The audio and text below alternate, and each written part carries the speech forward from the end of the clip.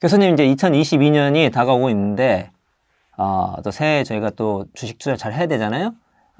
교수님이 생각하시는 가장 기대가 되는 미국 주식이 있으면 한번, 추천해 주시면 고맙겠습니다. 처음부터 훅 들어오시는데요. 저는 출발일 상태가 제일 중요하다고 보고 있거든요. 저는 이 방송을 들으시는 분들이 상당 부분이 미국 주식 하신 지 한 3년이 안 된 분이 거의 다라고 저는 생각을 하고 있습니다. 흔히 얘기해서 주린이라는 표현을 쓰고 있죠. 미국 주식 주린이. 아니면 서학개미 이렇게 많이들 얘기하고 있는데요. 바로 이제 어떤 주식 좋아요, 어떤 거 살까요 얘기하는 것 자체는 전 약간은 더덥고 어찌 보면 매우 위험하다고 보고 있습니다. 그런 분들이 있죠.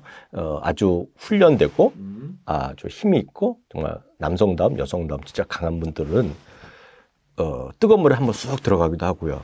그리고 정말 얼음물 이렇게 해서 한번 쑥 들어가는 분 계시고 몇 분 견디신 분, 강철부대 같은 분들 있잖아요.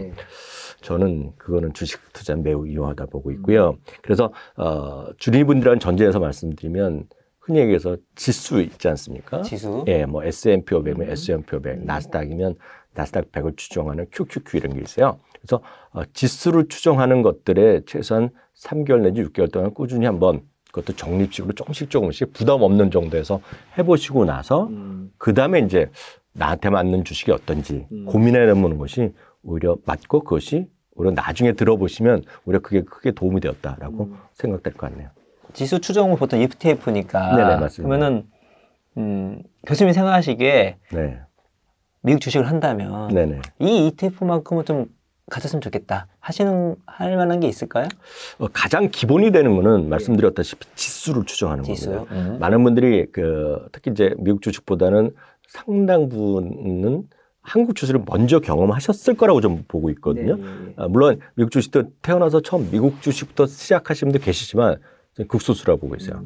그러면 이제 한국 주식을 경험하셨던 분들은 어떤 경우에도 제가 봤을 때는 한 95% 정도는 지수 투자해서 어떻게 돈을 벌까? 라는 생각을 많이 하십니다.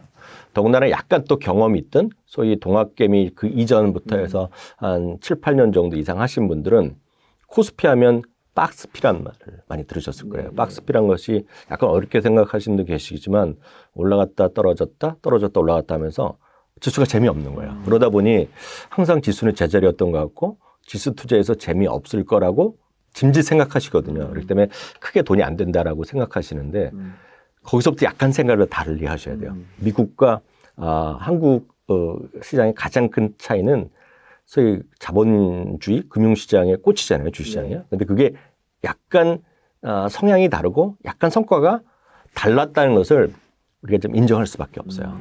미국의 S&P 500 같은 경우는 한 90년 됐고요.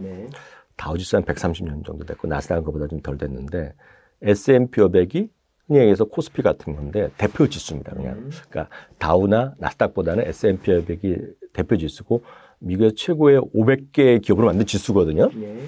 근데 그게 고여 있는 물이 아니라 박스피 같이 왔다 갔다 하는 것이 아니라 물론 위아래로 움직임이 있지만 꾸준하게 방향성이 우상향했다는 것이 특징이에요. 여러 가지 유의를 댈 수 있지만 가장 큰 것은 이익이 꾸준히 늘어났다는 게 첫 번째가 되겠고요. 그 500개 기업이 계속 혁신해 왔다는 겁니다. 혁신하고 발전했다는 거죠. 그래서 저보러 이제 미국 주식이 왜 좋으냐고 말씀드리면 제 말씀을 그대로 전해드리고는 그렇고 유명한 분들의 말 중에 존 보글이라고 미국에서 인덱스 펀드를 제일 먼저 창시했다고 돌아가신 유명한 분이 있습니다. 여러분 검색해 보시면 존 보글이라는 분이 돌아가신 분이 있을 텐데 그분이 했던 말이 핵심이 하나가 있어요. 미국 주식의 특히 미국 주식 S&P 500의 가장 큰 특징은 어떤 혁신과 어떤 계속해서 도전의 역사다. 이런 표현을 썼거든요. 그래서 뭐냐면 500개 기업이 고여있는 물이 아니라 계속 바뀝니다. 바뀌면서 꾸준하게 좋은 기업으로 계속 만들어 나가는 거기 때문에 꾸준히 올라왔는데 말이 길어졌지만 그 90년의 역사 동안 연평균이요. 연평균 지금까지 보면 대충 10% 올랐다고 보시면 돼요. 10%면 많은 분들이 어마어마하네요. 네. 어마어마하다고 대표님 말씀하시지만 이게 젊으신 분들한테 이렇게 그렇죠. 얘기해 들으면 10%요? 10% 갖고 어떻게 합니까? 테슬라 10배 났었잖아요. 이런 얘기 하시거든요. 그렇죠. 근데 10%면 7년 정도 되면 더블이 납니다. 원금이 더블이 납니다. 7년 정도 되면요. 근데 이제 운이 좋게도 그러니까 이건 평균이고요. 운이 좋게도 물론 리만 사태에 따른 특수한 환경이 있었지만 리만 사태 이후인 최근에 2010년도 이후로 보면 이제 약간 더 올랐습니다. 이게 15%가 올라갔어요. 연평균. 그러니까 15% 올라갔으면 5년이면 원금이 더블이 됐거든요. 근데 또 더 운이 좋게도 최근 3년을 보면 연평균 20% 이상 올라갔거든요. 이거는 그냥 예금금리 생각하면 될 것 같아요. 이 차이가 얼마나 큰가. 3년이면 20%면 3년이면 더블이 되거든요. 네. 말씀하셨지만 우리나라 이자가 1%잖아요. 네.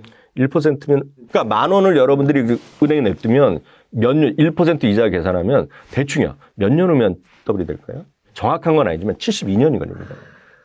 이거는 이제 상식적으로 이제 검색 좀 해보시면 72의 법칙이 있습니다. 그래서 그 경영학 조금 배우시면 아실 텐데 수익률이 10%면 70이 나누기 10 하면 나옵니다.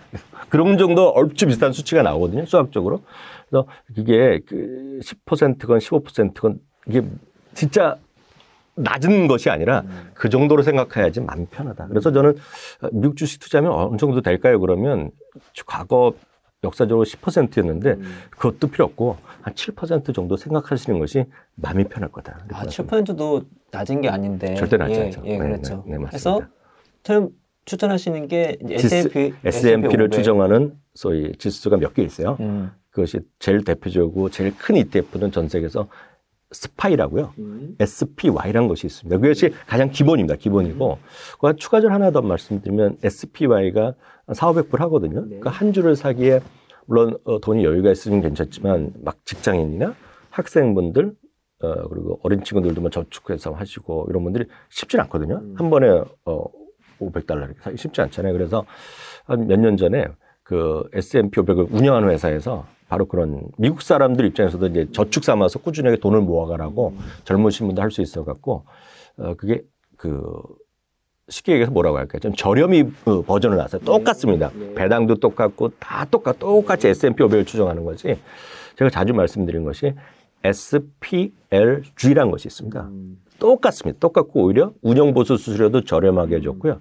그래서 S&P 500 똑같은 운영사에서 가격만 저렴하게 해놨는데 그것이 한 주 $50 조금 중반이거든요. 그래서 6만 원 정도 할 겁니다. 그래서 전 그것이 가장 합리적인 선택이다 이렇게 말씀드릴 수 있네요. 예, 감사합니다.